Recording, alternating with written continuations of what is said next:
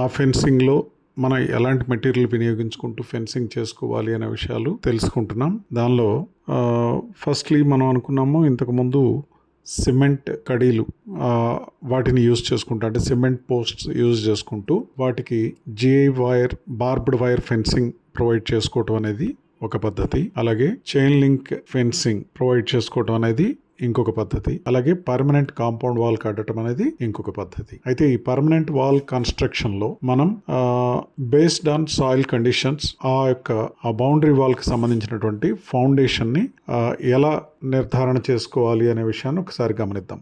Soils లో మనకు మన యొక్క ఫామ్ గనక బ్లాక్ కాటన్ సాయిల్ లో సిచ్యువేట్ అయి ఉంటే కనుక దానికి 3 పద్ధతుల్లో, అంటే 3 types of boundary wall foundations పద్ధతిని తీసుకోవాల్సి ఉంటుంది. అందులో ప్రధానంగా మనకు జనరల్గా మనం చేసే ప్రొసీజర్ పైల్ ఫౌండేషన్. ఈ పైల్ ఫౌండేషన్ అనే విధానంలో మనం కాలమ్స్ని ఇంటర్వెల్స్, అంటే మన యొక్క డిస్టెన్స్ మీద బేస్ చేసుకుని 10 to 10 feet నుంచి, అలాగే based on soil conditions and depth of filling in that particular field చూసుకుని దానికి తగిన విధంగా డిస్టెన్స్ ఆఫ్ కాలమ్స్ అనేది ప్లేస్మెంట్ ఇవ్వవలసి ఉంటుంది విత్ మినిమం రీఎన్ఫోర్స్మెంట్. సో ఆ విధంగా మనం ప్రొవైడ్ చేసుకునేటప్పుడు కాలమ్స్ని బోర్ కట్ చేసుకుని ఎంత హైట్ అయితే కాంపౌండ్ వాల్ మనం కట్టదలుచుకున్నాము ఆల్మోస్ట్ ఈక్వల్గా కిందకు మనము బోర్ డ్రిల్ చేసుకోవాల్సి వస్తుంది. రీఎన్ఫోర్స్మెంట్ 12mm ఐరన్ బార్స్ తీసుకుని, అలాగే 8mm స్టెప్స్ తోటి 9x9 అలా కాలమ్స్ తయారు చేసుకుని ఆ రీఎన్ఫోర్స్మెంట్ తోటి మనం డైరెక్ట్ పైల్ ఫౌండేషన్ అనే పద్ధతి ద్వారా